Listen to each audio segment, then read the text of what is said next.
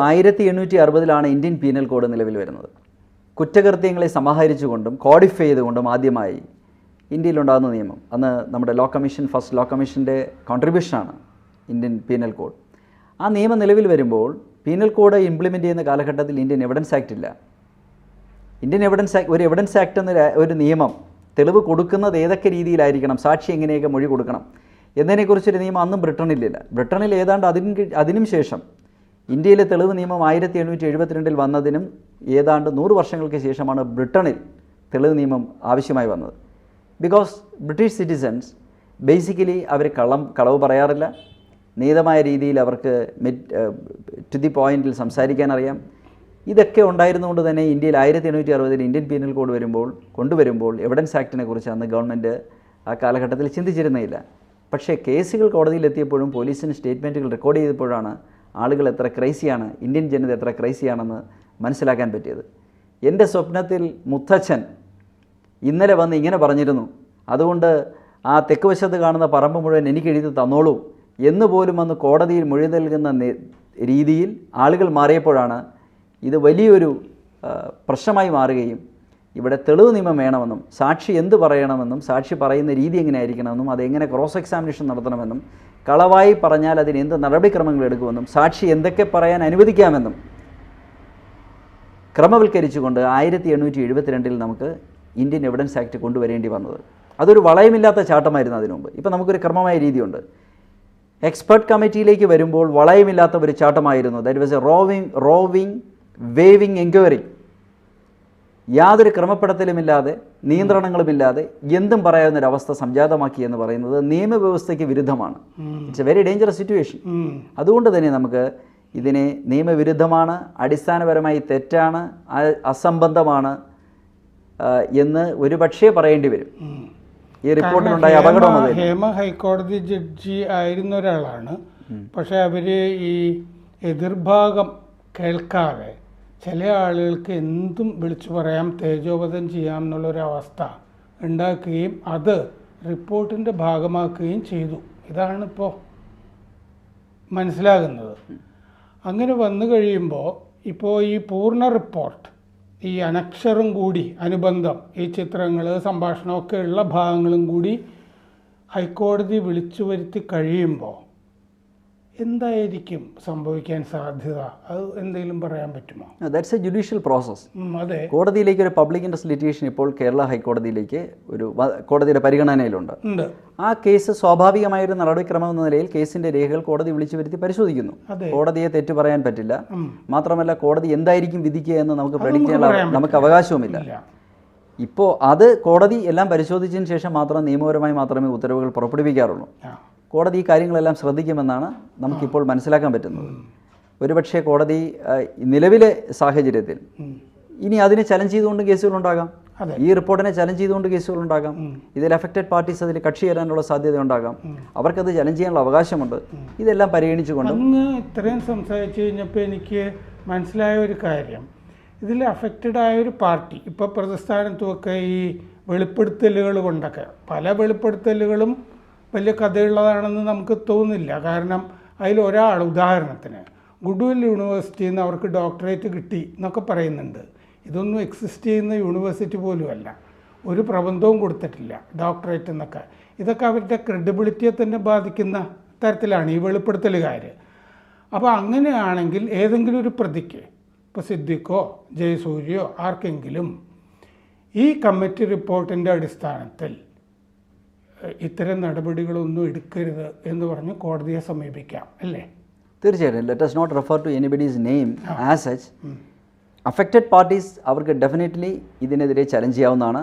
അത്തരത്തിൽ ചലഞ്ച് ചെയ്താൽ നിയമത്തിൻ്റെ സോളാർ കേസിൻ്റെ വിധിന്യായത്തിൻ്റെ വെളിച്ചത്തിൽ നോക്കുമ്പോൾ ഈ റിപ്പോർട്ട് നിലനിൽക്കുന്നതല്ല, ഈ റിപ്പോർട്ടിനെതിരെയുള്ള ചലഞ്ച് സസ്റ്റെയിൻ ചെയ്യുന്നതാണ് എന്ന് നമുക്ക് മനസ്സിലാക്കാൻ പറ്റും. ആ പാരാമീറ്റേഴ്സിൽ ഉപയോഗിച്ച് നോക്കുമ്പോൾ വ്യാജ ആരോപണങ്ങൾ ഉന്നയിക്കുന്നത് ലോകത്തിൻ്റെ ഏത് ഭാഗത്തായാലും sexual allegations is basically one of the most nasty allegations. അത്തരം അലിഗേഷൻസിനെ പൂർണ്ണമായിട്ടുള്ള ഒരു അലിഗേഷൻസിനെ പരാതിക്കാരിക്കെതിരെ നടപടിക്രമങ്ങൾ വരുത്താൻ നിയമത്തിൽ ദുർബലമായ ചില വകുപ്പുകളുണ്ട്. മാലീഷ്യസ് പ്രോസിക്യൂഷൻ എന്ന വകുപ്പ് നമ്മുടെ പീനൽ കോഡിൻ്റെ ആദ്യഘട്ടം മുതലുണ്ടെങ്കിൽ പോലും അതിന് വലിയ രീതിയിൽ ഒരു എന്താണ് കോടതികൾ തന്നെ ഇംപ്ലിമെൻറ്റ് ചെയ്യാൻ ശ്രമിച്ചിട്ടുള്ള വകുപ്പായിട്ടല്ല എന്നാണ് ഒരു അഭിഭാഷകൻ എന്ന നിലയിലുള്ള ചുരുങ്ങിയ കാലഘട്ടത്തിലെ പരിചയത്തിൽ നിന്ന് എനിക്ക് മനസ്സിലാക്കുന്നത്. പലപ്പോഴും പ്രതിയാക്കപ്പെടുന്ന ആളുകളും കേസിൻ്റെ അവസാനം കേസിൽ നിന്ന് എങ്ങനെയെങ്കിലും രക്ഷപ്പെട്ടല്ലോ എന്ന വിശ്വാസത്തിൽ ഇറങ്ങി രക്ഷപ്പെട്ടു പോവുകയാണ് ചെയ്യുന്നത്. This question assumes very importance in another contest. ഇന്ത്യയുടെ ഫോർമർ ചീഫ് ജസ്റ്റിസ് ആയിരുന്ന ശ്രീ രഞ്ജൻ ഗൊഗോയ്, അദ്ദേഹത്തിനെതിരെ അദ്ദേഹത്തിൻ്റെ തന്നെ ഓഫീസിലെ ഒരു സ്റ്റാഫ് അദ്ദേഹത്തിനെതിരെ ഒരു സെക്ഷൽ അലിഗേഷൻസ് നടത്തി. We know how it was cleared. അദ്ദേഹം വളരെ പെട്ടെന്ന് തന്നെ ഒരു കമ്മിറ്റി കോൺസ്റ്റിറ്റ്യൂട്ട് ചെയ്തു. And he continued as A chief justice of India. അത് കമ്മിറ്റി കോൺസ്റ്റിറ്റ്യൂട്ട് ചെയ്യുകയും അദ്ദേഹത്തിൻ്റെ ആ കമ്മിറ്റി അദ്ദേഹത്തിനെതിരെയുള്ള ആരോപണങ്ങൾ ഫോൾസ് ആണെന്ന് കണ്ടെത്തുകയും ചെയ്തു. ഒരുപാട് വിവാദങ്ങൾ അതിനെ തുടർന്നുണ്ടായി. അദ്ദേഹം രാജിവെച്ച് നിൽക്കേണ്ടതായിരുന്നില്ലേ? അല്ല, രാജ്യസഭയിൽ പോയതിനെക്കുറിച്ചല്ല. അദ്ദേഹം ആ ചീഫ് ജസ്റ്റിസായി തുടർന്നുകൊണ്ട് തന്നെ അദ്ദേഹത്തിൻ്റെ സഹപ്രവർത്തകരും അദ്ദേഹത്തിൻ്റെ കീഴിലുള്ളതുമായ ജഡ്ജിമാരെ കൊണ്ട് ആ കമ്മിറ്റി അന്വേഷിപ്പിച്ചതും അദ്ദേഹം തന്നെ ഒരു സിറ്റിംഗ് നടത്തിയതൊക്കെ ശരിയാണോ എന്ന ചോദ്യങ്ങളുണ്ടായി. വളരെ ഒറ്റവാക്കിൽ കേട്ട് കഴിഞ്ഞാൽ നമുക്ക് പ്രഥമ ദൃഷ്ടിയാൽ അതൊക്കെ ശരിയാണെന്ന് തോന്നും. അദ്ദേഹം നമ്മുടെ ഒരു കൺസെപ്റ്റ് അതാണല്ലോ, എത്തിക്കലെല്ലാം തോന്നും. നമ്മുടേതായ രീതി അനുസരിച്ച് നോക്കുമ്പോൾ ഒരാൾക്കെതിരെ എന്ത് ആരോപണം വന്നാലും അപ്പോൾ തന്നെ അയാൾ അവിടെ നിന്ന് മാറി നിന്ന് അന്വേഷണം നേരിടണം. ഉദാഹരണത്തിന് അത് ഓടിക്കൊണ്ടിരിക്കുന്ന ഒരു ട്രെയിനിലാണ് പൈലറ്റിന് അതിൻ്റെ എഞ്ചിൻ ഡ്രൈവറെക്കുറിച്ച് ആരോപണം വരികയാണെങ്കിൽ അയാൾ വണ്ടി ഓടാൻ വിട്ടിട്ട് അയാൾ ഇറങ്ങി റോഡിൻ്റെ സൈഡിൽ മാറിയിരിക്കണം, എന്നിട്ട് ഇത് പോകുന്ന നോക്കിക്കൊണ്ടിരിക്കണം എന്ന രീതിയിലാണല്ലോ സാമൂഹികമായിട്ട് നമ്മൾ ഈ കേസുകളെയൊക്കെ ഒരാൾ എങ്ങനെ നേരിടണമെന്ന് നമ്മൾ ആവശ്യപ്പെടുന്നത്.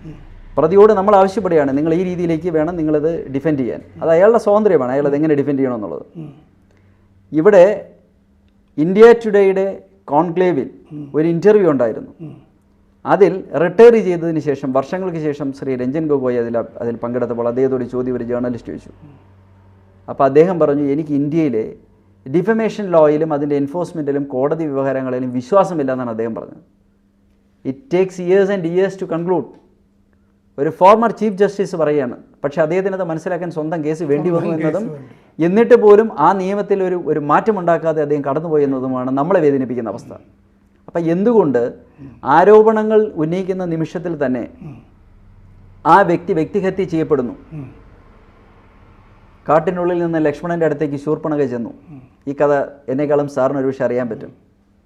ശൂർപ്പണഖ പറഞ്ഞത് അവരുടെ ഒരു പ്രൈവറ്റ് പാർട്ടിൽ ഇദ്ദേഹം എന്തോ ചെയ്തു എന്നാണ്. ലക്ഷ്മണന് ഡിഫമേഷൻ ഉണ്ടായില്ല. ഒരുപക്ഷെ കഥ വായിച്ച് നമുക്ക് ഉണ്ടായിരുന്നത് നമ്മൾ ആ ഔന്നത്യത്തിൽ ചിന്തിച്ചതാണ്. ഈ കാലഘട്ടത്തിലായിരുന്നെങ്കിൽ ഒന്ന് ആലോചിച്ച് നോക്കുക. ബോൾഗാട്ടി പാലസിൽ വെച്ചിരുന്നൊരു സ്ത്രീ പുറത്തിറങ്ങിയെന്ന് ഇതാണ് പറഞ്ഞതെങ്കിൽ എന്തായിരിക്കും നമ്മൾ അദ്ദേഹത്തെ ചെയ്യുക? സെൻട്രൽ പോലീസ് അറസ്റ്റ് ചെയ്ത് ലക്ഷ്മൺ അപ്പോഴേ അകത്താക്കിയേനെ. അതെ, ശ്രീരാമനും മറ്റേ ആരോപണം ഉന്നയിച്ച വെളുത്തേടനെതിരെ മാനനഷ്ട കേസ് കൊടുക്കാൻ പറ്റിയില്ല. ഫോൾസ് അലിഗേഷൻസ് എല്ലാ കാലഘട്ടത്തിലും ഉണ്ടാകുന്നത്. ഓരോ കാലഘട്ടത്തിൽ അതിനെ എങ്ങനെയാണ് അത് അപ്രോച്ച് ചെയ്തതെന്നുള്ളത് ഇതൊരു എപ്പിക്കാണ്. അത് നടന്ന സംഭവമല്ല എങ്കിൽ പോലും ഞാൻ കോണ്ടക്സ്റ്റലായിട്ട് അതൊന്ന് സൂചിപ്പിച്ചു വിട്ടതാണ്. ഇന്ത്യയിൽ നിരപരാധികൾ കുറ്റവാളികളാക്കപ്പെടുന്നത് ഇത്തരം ഒഫൻസുകളിൽ മാത്രമല്ല. നോക്കൂ, ഗാന്ധിയുടെ വധം, രാഷ്ട്രപിതാവായിരുന്ന മഹാത്മാഗാന്ധിയുടെ വധത്തിൽ 9 പ്രതികളുണ്ടായിരുന്നു. 3 പേരെയാണ് കുറ്റക്കാരായി കണ്ടെത്തിയത്. അപ്പോൾ ആ കേസിൽ പോലും കോടതി വെറുതെ വിട്ട പ്രതികളുണ്ടായിരുന്നു. ഇതിന് എന്ത് മനസ്സിലാക്കാം? അന്ന് ഇന്ത്യയുടെ പ്രധാനമന്ത്രിയായിരുന്ന മഹാനായ ജവഹർലാൽ നെഹ്റു, അന്നത്തെ ഹോം മിനിസ്റ്ററായിരുന്ന നമ്മുടെ അതിപ്രഗത്ഭനായ പട്ടേൽ, അപ്പോൾ അദ്ദേഹമൊക്കെ കളവായ ആളുകളെ പ്രതിപട്ടികയിൽ ചേർക്കുമോ, അവർ കളവായ ആളുകളെ പ്രോസിക്യൂട്ട് ചെയ്യാൻ നിൽക്കുമോ എന്ന രീതിയിൽ തിരിച്ച് ചിന്തിച്ചിരുന്നില്ലെങ്കിൽ ഈ 9 പേരെയും ഒരുപക്ഷെ തൂക്കിക്കൊല്ലേണ്ടി വന്നേനെ. അപ്പം നമ്മൾ ആളുകൾ കളവായി പരാതി പറയുമോ എന്ന രീതിയിലല്ല ഒരു കുറ്റത്തെയും കുറ്റാരോപണത്തെയും സമീപിക്കേണ്ടത്. ഇപ്പോൾ ഇന്നിപ്പോൾ കാണുമ്പോൾ നമ്മൾ നോക്കുന്ന ഒരു പരാതി ഉന്നയിച്ചു കഴിഞ്ഞാൽ ഇവർ കളവായി പരാതി പറയുമോ എന്നാണ് ചോദിക്കുന്നത്. അത് നമുക്ക് എങ്ങനെ ജഡ്ജ് ചെയ്യാൻ പറ്റും? അങ്ങനെ ചോദിക്കുന്നുണ്ട്. അപ്പോൾ അതുകൊണ്ടാണ് ഒരു കാര്യം, സ്ത്രീ വെറുതെ പറയേണ്ട കാര്യം എന്താ എന്നൊക്കെ ചോദിക്കുന്നുണ്ട്. അപ്പം ഒരിടത്ത് എന്ത് സംഭവിച്ചു എന്നതിനെക്കുറിച്ച് God alone knows what actually happened in every allegations. നമ്മളാരും അതിൻ്റെ സാക്ഷികളല്ല. വാദിയും പ്രതിയും സത്യം പറയാത്ത അവസരങ്ങൾ നിരവധി തവണ കേസുകളിൽ ഉണ്ടാകാറുണ്ട്. ഒരു ഉദാഹരണത്തിന് ഞാൻ പണ്ട് വായിച്ചിരുന്ന ഒരു നിയമ വിദ്യാർത്ഥി ആയിരിക്കുമ്പോൾ വായിച്ചിരുന്നതും ശ്രദ്ധയിൽപ്പെട്ടതുമായ ചില ചെറിയ കഥകളിലൂടെ അത് വളരെ എങ്കിലും അത് തോട്ട് പ്രൊവോക്കിംഗ് ആയിരുന്ന ഒരു വിഷയമാണ്. ഫോർ എക്സാമ്പിൾ, ഒരു വീടിനുള്ളിൽ നിന്നുകൊണ്ടും മകളുടെ മുറിയിൽ കാമുകനെ അർദ്ധരാത്രി ആ കുടുംബത്തിലെ അച്ഛനും സഹോദരന്മാരും കുടുംബത്തിലെ മറ്റുള്ള കാരണവന്മാരെല്ലാം കൂടെ പിടിക്കുകയാണെന്ന് കരുതുക. ഇദ്ദേഹത്തെ പിടിച്ച് അവിടെ പൂട്ടിയിടുന്നു. പഴയ കാലഘട്ടത്തിലെ ഒരു വീടിൻ്റെ കോണ്ടസ്റ്റിൽ നിന്നുകൊണ്ട് എഴുതിയൊരു കഥയായിട്ടാണ് ഞാനത് മനസ്സിലാക്കുന്നത്. അപ്പോൾ അദ്ദേഹത്തെ പോലീസിൽ ഏൽപ്പിക്കുമ്പം ഈ വീട്ടുകാർ ഒരുപക്ഷെ മകളുടെ അഭിമാനത്തെ കരുതിക്കൊണ്ട് മകളുടെ ബെഡ്റൂമിൽ നിന്നാണ് ഇയാളെ കാമുകനെ പിടിച്ചതെന്ന് പറയാൻ ബുദ്ധിമുട്ടുള്ളതുകൊണ്ട് ഒരുപക്ഷെ സ്വാഭാവികമായിട്ടും ഇവൻ മോഷണ ശ്രമത്തിന് കയറി എന്ന് പറഞ്ഞായിരിക്കും പോലീസിൽ ഏൽപ്പിക്കുക. നാളെ എൻ്റെ പ്രിയതമയാകാൻ പോകുന്ന ആ സ്ത്രീക്കെതിരെ ഈ പ്രതിയും ആരോപണം പറയാൻ സാധ്യതയില്ല, അതിന് സത്യം വെളിപ്പെടുത്താൻ സാധ്യതയില്ല. അയാൾ ഒരുപക്ഷെ പറയുക ഞങ്ങൾ തമ്മിൽ ഇഷ്ടത്തിലായിരുന്നു, വിവാഹത്തെക്കുറിച്ച് ചർച്ച ചെയ്യാമെന്ന് പറഞ്ഞ് എന്നെ വിളിച്ചു വരുത്തിയായിരുന്നു ത്രിസന്ധിക്ക്, അതിനുശേഷം എന്നെ ഇവിടെ കെട്ടിയിട്ടു, അർദ്ധരാത്രിയോട് പോലീസിനെ ഏൽപ്പിച്ചു. ഒരു ഭാവനാസമ്പന്നമായൊരു കഥയാണെങ്കിൽ പോലും അതിൽ നൽകുന്ന തിരിച്ചറിവുകൾ വളരെ വലുതാണ്. എനിക്ക് ഓർമ്മ വന്നത് 2-3 കൊല്ലം മുമ്പ് തിരുവനന്തപുരത്ത് ആ പേട്ട ഭാഗത്തെ ഇങ്ങനെ മകളുടെ മുറിയിൽ പാതിരയ്ക്ക് ഒരുത്തനെ കണ്ടിട്ട് ഈ അച്ഛൻ അവനെ കൊന്നു കളഞ്ഞു, ഇങ്ങനൊരു സംഭവം ഉണ്ടായി. ഒരു ട്രിവാൻഡ്രത്തൊരു കേസ് ഉണ്ടായിരുന്നു, ആ ഞാനും പത്രത്തിൽ വായിച്ചിരുന്നു അത്തരം. അപ്പോൾ ഈ കഥയിൽ നിന്ന് മനസ്സിലാക്കാവുന്നത് വാദിയും പ്രതിയും സത്യം പറയാതെ പോകുന്ന സാഹചര്യങ്ങളുണ്ടാകും. കോടതിയുടെ ഉത്തരവാദിത്വവും നമ്മൾ ഏത് കാര്യത്തെയും ശരി തെറ്റുകൾ ഒരു ഫാക്ട് ഫൈൻഡിങ്ങിന് പോകുമ്പോഴും എപ്പോഴും നോക്കേണ്ടത് ഒരു സിവിലൈസ്ഡ് സൊസൈറ്റിയിൽ തെളിവുകൾ എവിടെ എന്ന ചോദ്യമാണ്. തെളിവുകൾ നോക്കി കുറ്റം ആരോപിക്കപ്പെട്ട ആ വ്യക്തിക്കെതിരെ കുറ്റം പൂർണ്ണമായും തെളിയുന്നത് വരെ അയാളെ നിരപരാധിയായി കാണണമെന്നും പ്രിസംപ്ഷൻ ഓഫ് ഇന്നസെൻസ് അദ്ദേഹത്തിൻ്റെ ഫണ്ടമെൻ്റൽ റൈറ്റിനും അപ്പുറമുള്ള ഒരു ഇൻ്റർനാഷണൽ റൈറ്റാണ്. International covenant on civil and political rights ICCPRൽ ഒരാൾക്ക് കൊടുത്തിരിക്കുന്ന ഇൻ്റർനാഷണൽ റൈറ്റാണ്. ഇന്ത്യ അതിലൊരു സിഗ്നേറ്ററിയാണ്. ഇന്ത്യയുടെ ഫണ്ടമെൻ്റൽ റൈറ്റിനേക്കാളും നമ്മുടെ ഭരണഘടന നൽകുന്ന റൈറ്റിനേക്കാളും ഒരു അന്തർദേശീയ നിയമത്തിൽ നമുക്കുള്ള പ്രൊട്ടക്ഷനാണ് ഒരാരോപണം ഉന്നയിക്കപ്പെട്ട ആൾ നിരപരാധിയാണെന്ന് കുറ്റം തെളിയിക്കുന്നവരെ പ്രൊസ്യൂം ചെയ്യുന്നതിനുള്ള അവകാശം. എന്നാൽ ഇവിടെ നമ്മൾ കാണുന്നത്, ഇവിടെ ഉപയോഗിക്കുന്ന കുറച്ച് ജാർഗൻസ് ഉണ്ട്, അല്ലെങ്കിൽ നമ്മുടെ ക്ലീഷേ എപ്പോഴും നമ്മൾ ഉപയോഗിക്കുന്നതാണ്. ഞങ്ങൾ സാധാരണക്കാരല്ലേ എന്ന് ചോദിക്കുന്നതോടെ എല്ലാ നിയമത്തിൻ്റെയും പ്രൊട്ടക്ഷൻ നമ്മൾ പുറത്തേക്ക് പോവുകയാണ്.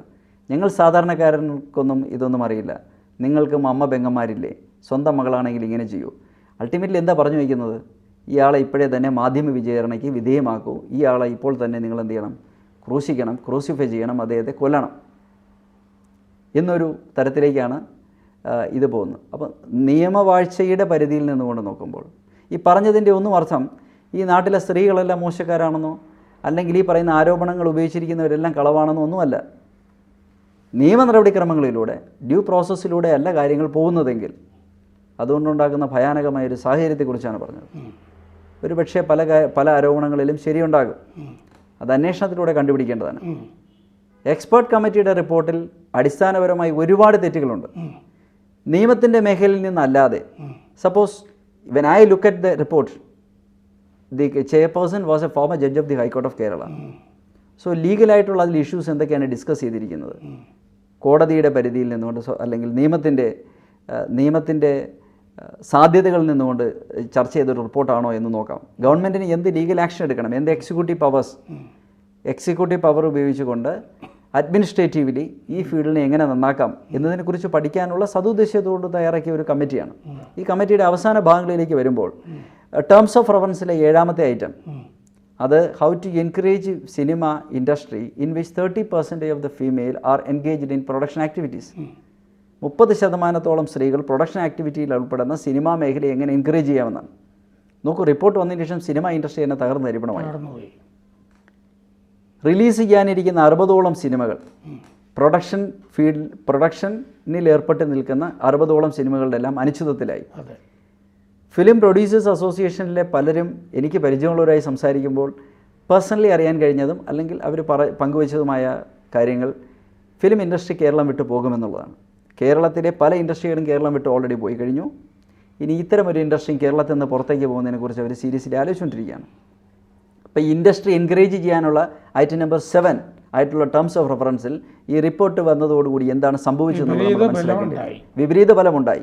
മാത്രമല്ല, സ്ത്രീകളുടെ 30% പാർട്ടിസിപ്പേഷൻ, ഇന്ത്യൻ ജുഡീഷ്യറിൽ 30% ഓഫ് പാർട്ടിസിപ്പേഷൻസ് ഇല്ല. You look at the supreme court, various high courts in the country. എവിടെയാണ് 30% സ്ത്രീകൾക്ക് പ്രാതിനിധ്യമുള്ള ജഡ്ഷിപ്പിലുണ്ടോ? നോക്കൂ, നമ്മുടെ മിനിസ്ട്രിയിൽ നോക്കൂ. I am not blaming the one part organ Elon.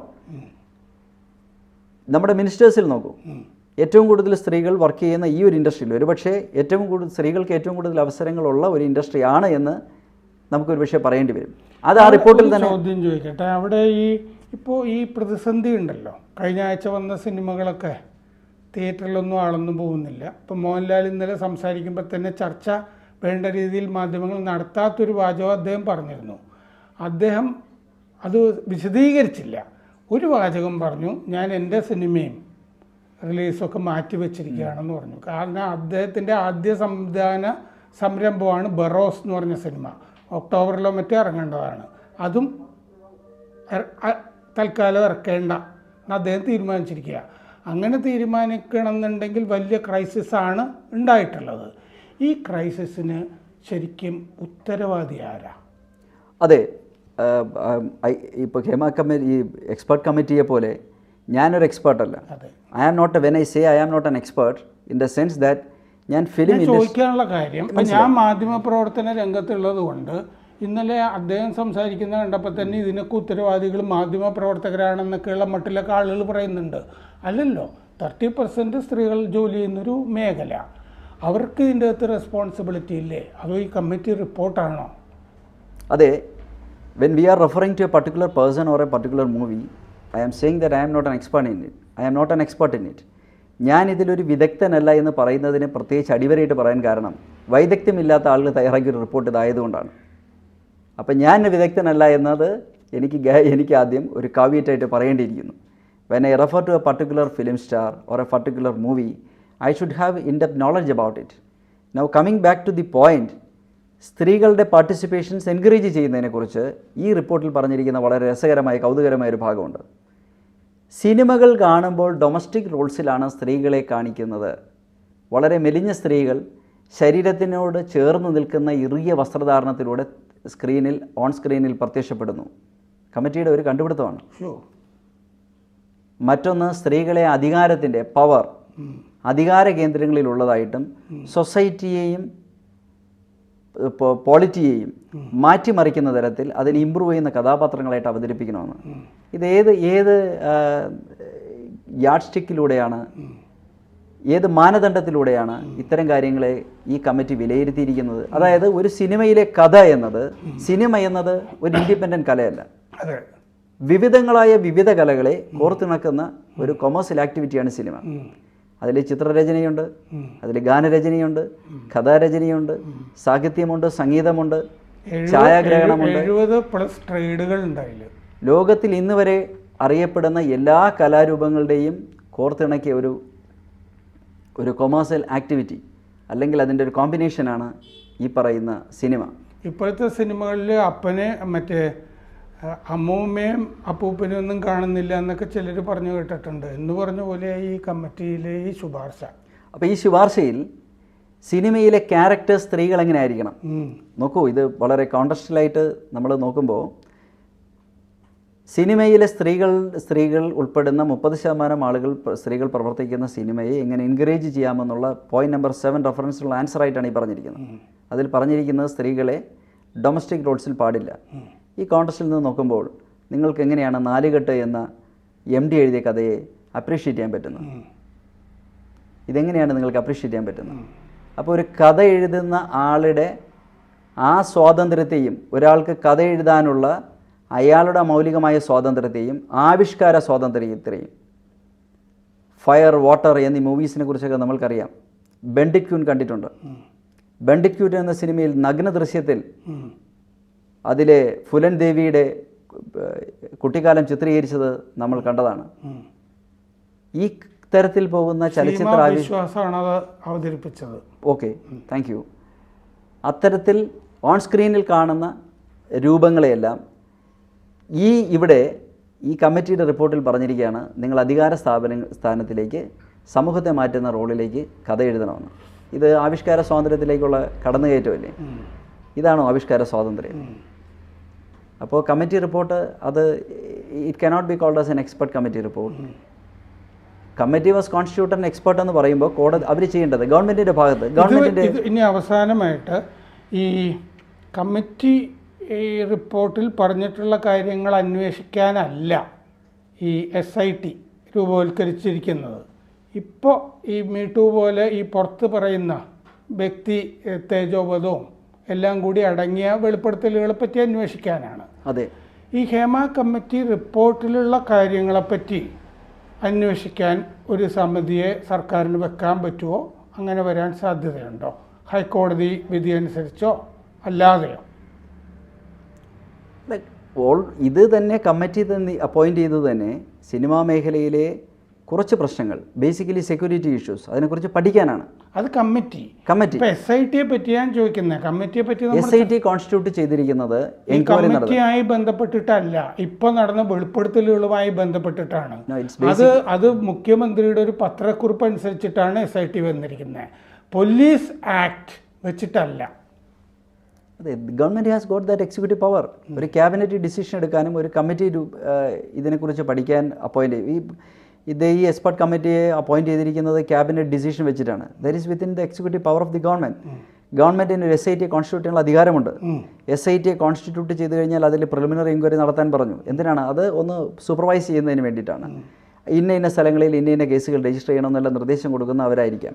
അതിനേക്കുള്ള അധികാരങ്ങളില്ല എന്ന് പറയുന്നില്ല, അതിനേക്കുള്ള അധികാരങ്ങൾ ഗവൺമെൻറ്റിലുണ്ട്. പക്ഷേ ഈ കമ്മിറ്റി ഇത്തരം കാര്യങ്ങൾക്ക് ട്രിഗർ ചെയ്തുകൊണ്ട് മൊത്തത്തെ മിസ്ലീഡ് ചെയ്തുകൊണ്ട് പോകുന്നതിന് ഈ കാരണമായില്ലേ എന്ന് ഒരുപക്ഷെ ഇതിൽ ഉൾപ്പെട്ട ആളുകൾ ചോദിച്ചാൽ, സപ്പോസ് ആരോപണ വിധേയർ തന്നെ ഇപ്പോൾ ശരിയായിട്ടോ തെറ്റായിട്ടോ അവരുടെ നിഷ്കളങ്കത കൊണ്ടോ അതേ അവരുടെ ബോധ്യമില്ലായ്മ കൊണ്ടോ വിശദമായി പഠിക്കാത്തത് കൊണ്ടോ ആണെന്നറിയില്ല, അവരെല്ലാം പറയുന്നത് ഹേമ കമ്മിറ്റി റിപ്പോർട്ടിനെ ഞങ്ങൾ സ്വാഗതം ചെയ്യുന്നു എന്ന് പറയുന്നിടത്ത് തന്നെ ഇതിനൊരു ഗോസ്പൽ ട്രൂത്തായിട്ട് അവർ അംഗീകരിക്കുന്നു എന്നൊരു കാര്യവും മറ്റാണ്. പക്ഷെ അതുകൊണ്ട് കോൺസിക്വൻസസ് ഒന്നുമില്ല, ഇത് ശരിയാണെന്ന് പറയുന്നുണ്ട്.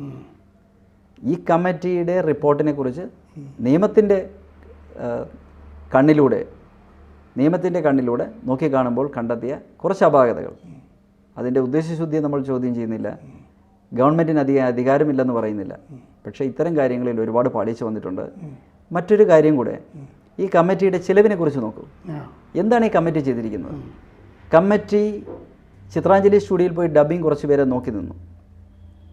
ചിത്രാഞ്ജലി സ്റ്റുഡിയോയിൽ ഡബ്ബിങ്ങിനെ കുറിച്ച് ഒരുപക്ഷെ അവിടെ ചായ കൊടുക്കാൻ വരുന്ന ചേച്ചിക്ക് ഇതിനേക്കാൾ കൂടുതൽ അറിവുണ്ടായിരുന്നിരിക്കാം, അല്ലേ എന്നൊരാൾ പറഞ്ഞാൽ അയാളെ കുറ്റപ്പെടുത്താൻ പറ്റുമോ? മറ്റൊന്ന്, ഈ എക്സ്പെർട്ട് കമ്മിറ്റിയുടെ പഠനരീതിയും റിപ്പോർട്ടും വായിച്ചു കഴിയുമ്പോൾ മനസ്സിലാക്കുന്ന ഒന്ന് രണ്ട് കുഞ്ഞു കാര്യങ്ങൾ, അത് വളരെ സിഗ്നിഫിക്കൻ്റ് ആയിട്ട് എനിക്ക് തോന്നി. ഒരു പഠന വിധേയമാക്കിയിരിക്കുന്നത് ക്വസ്റ്റനെയർ തയ്യാറാക്കി അതിന് ആൻസർ കളക്ട് ചെയ്തു, കുറച്ച് ആളുകൾ പിക്ക് ആൻഡ് ചൂസ് എന്ന മെത്തേഡിൽ വിളിച്ചു വരുത്തി അവരുടെ ഇൻ ക്യാമറ പ്രൊസീഡിങ്സിൽ സ്റ്റേറ്റ്മെൻറ്റ് റെക്കോർഡ് ചെയ്തു. Then they went to Lucifer എന്ന മൂവിയുടെ സെറ്റിൽ പോയി കുറച്ച് നേരം അത് വാച്ച് ചെയ്തു. ദെൻ ചിത്രാഞ്ജലി സ്റ്റുഡിയോയിൽ പോയി. ഇതൊക്കെയാണ് പഠന വിധേയമാക്കിയിരിക്കുന്നത് 2 വർഷത്തോളം. ആ ലൂസിഫർ സിനിമയുടെ അകത്ത് ഒരു പോക്സോ സംഭവം ഉണ്ട് കേട്ടോ, സിനിമയുടെ കഥയിൽ. ആയിക്കോട്ടെ, വെരി ഗുഡ്. ഇങ്ങനെ പഠനവിധേയമായ ഒരു കമ്മിറ്റിയിൽ പുറത്തു വരുന്ന റിപ്പോർട്ടുകൾ ശരിയാണെങ്കിൽ ഈ മെമ്പേഴ്സിൻ്റെ റെമ്യൂണറേഷൻ ഒരു മാസം 5 ലക്ഷം രൂപയായിരുന്നു ശമ്പളം. 2017 കേരള ഹൈക്കോടതിയിൽ സിറ്റിംഗ് ജഡ്ജിന് 5 ലക്ഷം രൂപ ശമ്പളമില്ലായിരുന്നപ്പോൾ ഈ കമ്മിറ്റി മെമ്പേഴ്സിൻ്റെ ഒരു മാസത്തെ ശമ്പളം 5 ലക്ഷം രൂപയായിരുന്നു. 1,28,00,000 രൂപയോ മറ്റോ ആണ്. If my information is correct, chairperson ഇതിന് റെമ്യൂണറേഷനായി അവർക്ക് കിട്ടിയിരിക്കുന്നത്. ഈ സിനിമയിലൊരു നായിക വാങ്ങുന്ന ശമ്പളമെങ്കിലും മേടിക്കണ്ടേന്ന് ആലോചിച്ചിട്ട് ഇതിൽ ഈ കമ്മിറ്റിയുടെ സാമൂഹിക പ്രസക്തി ഇതാണ്. ഈ കമ്മിറ്റിയുടെ സാമൂഹിക പ്രസക്തി എന്ത് നന്മയാണത് വരുത്തുന്നതെന്ന് ഒരുപക്ഷെ ചില ചോദ്യങ്ങൾ ഉയർന്നാൽ അത് തള്ളിക്കളയാനാകില്ല. ഞാൻ ഈ ഇത്രയും സാലറി ഗവൺമെൻറ് കൊടുക്കാൻ തയ്യാറായി, അവരത് ക്ലെയിം ചെയ്തു. അതിനൊന്നും കൊടുത്ത ഗവൺമെൻറ്റിന് അധികാരമില്ലെന്നോ വാങ്ങിയ മെമ്പേഴ്സ് മോശക്കാരാണെന്നോ അല്ല ഞാൻ പറയുന്നത്. പക്ഷേ ഇതേ നാട്ടിലാണ് ലോ റിഫോംസിന് വേണ്ടിയിട്ട് ജസ്റ്റിസ് VR കൃഷ്ണയ്യരെ അദ്ദേഹത്തെ അപ്പോയിൻറ്റ് ചെയ്തപ്പോൾ അദ്ദേഹം യാതൊരു രൂപയും വാങ്ങിക്കാതെ, 1 രൂപ റെമ്യൂണറേഷൻ ഇല്ലാതെ സ്വന്തം ചെലവിൽ കേരളത്തിലെ നിലവിലുള്ള നിയമങ്ങളെക്കുറിച്ച് പഠനം നടത്തുകയും റിപ്പോർട്ടുകൾ സമർപ്പിക്കുകയും ചെയ്തത്. അന്ന് ആദരണീയനായ പ്രഗത്ഭ അഭിഭാഷൻ, സീനിയർ അഭിഭാഷൻ കേളു നമ്പ്യാർ സാർ അടക്കമുള്ളവർ കമ്മിറ്റിയിലുണ്ടായിരുന്നു. ഒരു മനുഷ്യന് 1 രൂപ വാങ്ങിക്കാതെ കൊടുത്ത കമ്മിറ്റികളുണ്ടായിരുന്ന ഈ കാലഘട്ടത്തിൽ അതൊക്കെ വിസ്മൃതിയിലേക്ക് കടന്നു പോകുമ്പോൾ അതൊക്കെ വീണ്ടും ഓർത്തു പോകുന്നു ഇത്തരം സാഹചര്യങ്ങൾ കാണുമ്പോൾ. ചിത്രാഞ്ജലി സ്റ്റുഡിയോയിൽ ചായ കൊടുക്കാൻ വരുന്ന ഒരുപക്ഷെ അവിടുത്തെ ചേച്ചിക്ക് പോലും ഈ കമ്മിറ്റി കുറച്ചു നേരം പോയി കണ്ടിരുന്ന കമ്മിറ്റിയെക്കാളും എക്സ്പെർട്ടൈസ് ഉണ്ടെന്ന് പറഞ്ഞാൽ നമുക്ക് അത് തള്ളിക്കളയാൻ പറ്റില്ല. ഡബ്ബിങ് കുറച്ച് നേരം നോക്കിയിരുന്ന പഠനം നടത്തി എന്ന് പറയുന്ന ഒരു കമ്മിറ്റി എക്സ്പെർട്ട് കമ്മിറ്റി എന്ന് എങ്ങനെയാണ് വിളിക്കാൻ പറ്റുക? ലൂസിഫർ എന്ന സിനിമയുടെ സെറ്റിലേക്ക് പോയതിനെക്കുറിച്ച് വേറെ ഞാൻ എൻ്റെ ഒരു സുഹൃത്തായ ഒരു വനിതാ അഭിഭാഷകമായി സംസാരിച്ചപ്പോൾ ഒരു senior member and what she told me KSFDC Kerala state film development corporation ഈ 2017-19 കാലഘട്ടത്തിൽ 4ഓളം സിനിമകൾ സ്ത്രീ സംരംഭകർക്ക് സഹായം കൊടുത്തിരുന്നു. അതായത് സ്ത്രീകൾ തന്നെ സംവിധാനം ചെയ്ത് പ്രൊഡക്ഷൻ നടത്തുന്ന സിനിമകൾക്ക് വേണ്ടി 4ഓളം സിനിമകൾക്ക് ഫിനാൻസ് ചെയ്ത് 1 കോടി രൂപ വെച്ചാണ് ഫിനാൻസ് ചെയ്യുന്നത് ഒരു വനിതാ സിനിമാ പ്രവർത്തകർക്ക് വേണ്ടി. ആ സിനിമകൾ നടക്കുന്ന ഒരു കാലഘട്ടമായിരുന്നു. ഈ ഒരൊറ്റ സെറ്റിലേക്കും ഈ കമ്മിറ്റി പോയിട്ടില്ല. മറ്റൊന്ന്, ഈ കമ്മിറ്റിയിൽ ചിലർ ഉന്നയിക്കുന്ന ഒരുപക്ഷെ പ്രസക്തമായ ചില സംശയങ്ങൾ. എന്തുകൊണ്ട് ഈ കമ്മിറ്റിയിൽ ഒരു പുരുഷനില്ലാതെ പോയി? എന്തുകൊണ്ട് കമ്മിറ്റിയിൽ ഒരു റിട്ടയർഡ് IPS ഓഫീസർ അല്ലെങ്കിൽ സിറ്റിംഗ് ഒരു IPS ഓഫീസർ, ഒരു ഉന്നത ഉദ്യോഗസ്ഥൻ? കാരണം ക്രിമിനൽ ആക്ടിവിറ്റി ആണല്ലോ കൂടുതൽ അന്വേഷിക്കുന്നത്. മാത്രമല്ല സെക്യൂരിറ്റിയെക്കുറിച്ചുള്ള ഒരു പഠനമാണ് നടത്തുന്നത്. സെക്യൂരിറ്റി വൈദഗ്ധ്യമുള്ള ആരാണ് അതിലുണ്ടായിരുന്നത്? ആരുമില്ല. അങ്ങനെ പല ആരോപണങ്ങൾ ഒരുപക്ഷെ ഈ കമ്മിറ്റിയെക്കുറിച്ച് നമുക്ക് പറയാൻ പറ്റും. ഈ കമ്മിറ്റിയുടെ സജഷൻസിൽ ഗവൺമെൻറ്റിനോട് അവസാനമായി ആവശ്യപ്പെട്ടിരിക്കുന്നതിൽ പ്രധാനപ്പെട്ട ഒന്ന് ട്രൈബ്യൂണലുകൾ രൂപീകരിക്കണമെന്നാണ്. ട്രൈബ്യൂണലുകൾ രൂപീകരിക്കുക എന്ന് പറയുമ്പോൾ ഈ മേഖലയിലുള്ള ആളുകൾക്ക് വേണ്ടിയിട്ട്, സിനിമാ മേഖലയിൽ പ്രവർത്തിക്കുന്ന നമ്മുടെ സഹോദരിമാർക്ക് വേണ്ടിയിട്ട് ഒരു പുതിയ ട്രൈബ്യൂണൽ രൂപീകരിക്കുക. അപ്പോൾ മറ്റ് മേഖലയിലുള്ള സ്ത്രീകൾക്കൊന്നും ട്രൈബ്യൂണൽ വേണ്ടേ? വനിതാ അഭിഭാഷകർക്ക് വേണ്ടേ? വനിതാ തയ്യൽ തൊഴിലാളികൾക്ക് വേണ്ടേ? മറ്റ് വിവിധ IT മേഖലയിൽ പ്രവർത്തിക്കുന്നവർക്ക് വേണ്ടേ? ഇതിനൊക്കെ ഒരു നിയമം ഓൾറെഡി ഇവിടെ ഇല്ലേ? ഇൻറ്റേർണൽ കംപ്ലയിൻസ് കമ്മിറ്റി എന്നറിയപ്പെടുന്ന ICC രൂപീകരിക്കണമെന്ന് നമുക്ക് ഓൾറെഡി ഇവിടെ നിയമമുള്ളൊരു കാലഘട്ടത്തിൽ, prevention of harassment of women at work places, ആ നിയമം ഇവിടെ നിലവിൽ നിൽക്കുന്ന ഒരു സ്ഥലത്ത് വീണ്ടും ഒരു പുതിയ ട്രൈബ്യൂണൽ, പുതിയ നിയമങ്ങൾ വേണം, പുതിയ നിയമനിർമ്മാണം വേണമെന്ന് നമ്മൾ പറയുന്നിടത്ത് തുടങ്ങുന്ന മറ്റൊരു സാങ്കേതിക പ്രശ്നം, നിലവിലെ നിയമങ്ങൾ പ്രകാരം ഇപ്പോൾ പറയുന്ന കാര്യങ്ങളൊന്നും കുറ്റകൃത്യമല്ല എന്ന് കൂടെ മനസ്സിലാക്കേണ്ടി വരും. അതായത് ഇന്ത്യൻ പീനൽ കോഡിൽ പറഞ്ഞിരിക്കുന്ന മാനഭംഗമോ മാനനഷ്ടമോ അല്ലെങ്കിൽ മറ്റു തരത്തിലുള്ള കുറ്റകൃത്യങ്ങളോ അല്ല ഇവരുന്നയിക്കുന്ന കുറ്റകൃത്യങ്ങൾ എന്നുകൂടി പറയുന്നതിന് അർത്ഥം വരും. അതുകൊണ്ടാണ് പുതിയ വ്യാഖ്യാനങ്ങളിലൂടെ പുതിയ നിയമങ്ങൾ കണ്ടെത്തണമെന്ന് പറയേണ്ടി വരുന്നത്. അവസാനമായിട്ട് ഇത് നമ്മൾ കൺക്ലൂഡ് ചെയ്യുമ്പോൾ ഒരു ചോദ്യം, അതായത് ഈ കമ്മിറ്റി റിപ്പോർട്ടിൽ ഹേമ ഹൈക്കോടതി ജഡ്ജിയായിരുന്ന ആദരണീയയായ ഒരാളാണ്. അവർ ഈ കമ്മിറ്റി റിപ്പോർട്ടിൽ നടത്തിയിട്ടുള്ള ചില നിരീക്ഷണങ്ങൾ, ഈ പ്രതികൾ എന്ന് ആരോപിക്കപ്പെടുന്നവരെ പറ്റിയൊക്കെ നടത്തിയിട്ടുള്ള നിരീക്ഷണങ്ങൾ തുടർന്ന് വരുന്ന കേസുകളിൽ ഈ സെഷൻസ് കോടതിയെ ഒക്കെ സ്വാധീനിക്കാൻ സാധ്യതയുണ്ടോ? അത് ഇവർക്കെതിരെ ഈ കോടതികൾ നീങ്ങാനുള്ള സാധ്യത കൂട്ടുമോ? എനിക്ക് പെട്ടെന്ന് ഓർമ്മ വരുന്നത് 2009 കേരളത്തിൽ നടന്ന ഒരു കേസിനെ കുറിച്ചാണ്. ഒരുപക്ഷെ സാറിന് അറിയാമായിരിക്കും. സിസ്റ്റർ അഭയ, കോട്ടയത്തെ കോൺവെൻറ്റിൽ നിന്നും അവിടെ കൊല്ലപ്പെട്ട സിസ്റ്റർ അഭയയുടെ കേസ്. ആ കേസിൽ CBI ആണ് അന്വേഷണം നടത്തിയത്. CBI അന്വേഷണം നടത്തുകയും നാർക്കോ അനാലിസിസ് ടെസ്റ്റ് നടത്തി മറ്റ് തെളിവുകളെല്ലാം ശേഖരിച്ചുകൊണ്ട്, എല്ലാ തെളിവുകളും ശേഖരിച്ചതിന് ശേഷം മാത്രം വളരെ വർഷങ്ങൾക്ക് ശേഷം ഒരുപാട് ലിറ്റിഗേഷൻസ് ഒടുവിൽ പ്രതികളെ അറസ്റ്റ് ചെയ്തു. സിസ്റ്റർ സോഫി, അങ്ങനെയുള്ള 2-3 അവർ 3 പേരാണെന്ന് തോന്നി. ഇവരെ പ്രതികളെ അറസ്റ്റ് ചെയ്യുകയും അവരുടെ ജാമ്യാപേക്ഷ കേരള ഹൈക്കോടതിയുടെ പരിഗണനയ്ക്ക് വന്നു. അന്ന് ആ കേസിനെക്കുറിച്ച് വളരെ വിവാദമായൊരു കേസായിരുന്നു. ഏറ്റവും കൂടുതൽ നേരം വാദം കേട്ടൊരു കേസ് ഒരുപക്ഷെ ആ കാലഘട്ടത്തിൽ അതായിരുന്നു.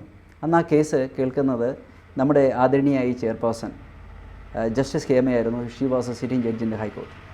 ആ കേസിൽ ഈ രേഖകളെല്ലാം പരിശോധിച്ച ശേഷം അന്ന് ജഡ്ജി നടത്തിയ ഒബ്സർവേഷൻസ് ഇങ്ങനെയായിരുന്നു: ഈ കേസിലൊന്നുമില്ല, ഇത് നിഴലിനെ ചേസ് ചെയ്യുന്നതിന് തുല്യമാണ്. ഞാൻ സ്പെസിഫിക് ആയിട്ട് വായിക്കാം. A chase for the shadow altogether on a close perusal of the case diary I find that there is only a chase for the shadow, rather the object in this case. The chase is only a futile exercise. Investigation means to carefully examine the facts of the situation, an event, a crime, etc. to find out the truth. ഈ കേസിൻ്റെ അന്വേഷണത്തിൽ വ്യായാമമാണ്. ഈ കേസിൽ ഒന്നുമില്ല എന്ന് observations കൊടുത്തുകൊണ്ട് പ്രതികൾക്ക് ജാമ്യം നൽകി. അന്ന് ഈ ജാമ്യാപേക്ഷ നടത്തിയ ഒബ്സർവേഷൻസ് വളരെ വിവാദമായിരുന്നു. ഒരുപക്ഷെ കേരള ഹൈക്കോർട്ടിൽ തന്നെ മറ്റൊരു ബെഞ്ചിൽ ഇതിൻ്റെ 482 ജൂറിസ്ഡിക്ഷൻ, അതായത് ഇൻവെസ്റ്റിഗേഷൻസിനെ മോണിറ്റർ ചെയ്യുന്ന ജൂറിസ്ഡിക്ഷനിലുണ്ടായിരുന്ന അന്നത്തെ സിറ്റിംഗ് ജഡ്ജ് അദ്ദേഹത്തിൻ്റെ കുറച്ച് ഒബ്സർവേഷൻസ് ഇതിനെ കൗണ്ടർ ചെയ്യുന്ന തരത്തിലാണെന്ന് പറഞ്ഞുകൊണ്ട് അദ്ദേഹം ഉപയോഗിച്ച ഒരു വാക്ക്, അദ്ദേഹം ജസ്റ്റിസ് ബസന്തായിരുന്നു, അദ്ദേഹം ഒന്ന് ഉപയോഗിച്ച വാക്ക് വാളെടുത്തവരെല്ലാം വെളിച്ചപ്പാടല്ല എന്നൊക്കെ പറഞ്ഞു. ഇതെല്ലാം ഈ ജഡ്ജി ഇതിനെ ക്രിട്ടിസൈസ് ചെയ്താണെന്നൊക്കെ പറഞ്ഞ് പത്രവാർത്തകളുണ്ടായിരുന്നു. അന്ന് കുറച്ച് വാർത്താ പ്രാധാന്യം നേടിയതാണ്. അതവിടെ നിൽക്കട്ടെ. ഞാൻ അന്ന് ഈ ഒബ്സർവേഷൻസ് നടത്തിയത്, ഇപ്പോൾ ചോദിച്ച കോൺടസ്റ്റിലേക്ക് വരുമ്പോൾ കേരള ഹൈക്കോടതി ഈ ബെയിൽ ആപ്ലിക്കേഷൻ നടത്തിയ ഇതൊരു നിഴലിനെ തേടിയുള്ളൊരു യാത്രയാണെന്നും ഈ കേസിൽ ഒന്നുമില്ല എന്നും പറഞ്ഞ് ആ കേസിൽ അൾട്ടിമേറ്റ്ലി വിചാരണ കോടതിയിൽ സംഭവിച്ചത്, സെഷൻസ് കോടതി അറിയാമല്ലോ, ഹൈക്കോടതിക്ക് താഴെയാണ് സെഷൻസ് കോടതി, അത് തിരുവനന്തപുരത്തെ CBI കോർട്ടിലായിരുന്നു. സനൽ എന്ന് പറയുന്ന അദ്ദേഹമായിരുന്നു അവിടുത്തെ സെഷൻ ജഡ്ജി. അദ്ദേഹം വാറൻ ഹേസ്റ്റിങ്സിനെ ഉദ്ധരിച്ചുകൊണ്ടാണ് ജഡ്ജ്മെൻറ്റ് തുടങ്ങുന്നത്. ഈ 3 പ്രതികൾക്കും കുറ്റക്കാരാണെന്ന് കണ്ടെത്തുകയും കൺക്ലൂസീവായിട്ട് അവർ കുറ്റക്കാരാണെന്ന് കണ്ടെത്തുകയും അവർക്ക് ജീവപര്യന്തം തടവിന് ശിക്ഷിക്കുകയും ഇപ്പോഴവരെല്ലാം ജയിലിൽ സെർവ് ചെയ്തുകൊണ്ടിരിക്കുകയാണ്. ഇതേ വിധിന്യായത്തിൻ്റെ ഇതൊരു വൈരുദ്ധ്യാത്മകതയായി തോന്നുന്നതുകൊണ്ട് സാറ് ചോദിച്ച ചോദ്യം ഹൈക്കോടതിയുടെ ഈ ജഡ്ജ്മെൻറ്റ് എത്രത്തോളം അവിടെ അതിന് ബാധകമായിരിക്കുമെന്നുള്ളതാണ്. ചില റിപ്പോർട്ടുകളും ഈ നിഴലിനെ തേടിയുള്ള ഓട്ടവും നിഴലിനെ വേട്ടയാടലും ഒക്കെ ആയി വരാം. അതെ, അതിൻ്റെ ഉദ്ദേശശുദ്ധിയെ നമുക്ക് ചോദ്യം ചെയ്യാൻ പറ്റില്ല. പക്ഷേ അതിൽ സംശയങ്ങളുണ്ടായാൽ അത് സ്വാഭാവികമായിരിക്കും. അതെ. Thank you. കൂടുതൽ വാർത്തകളും വിശേഷങ്ങളും നിങ്ങളിലേക്ക് എത്താൻ ABC മലയാളം സബ്സ്ക്രൈബ് ചെയ്യുക, ബെൽ ബട്ടണും അമർത്തുക.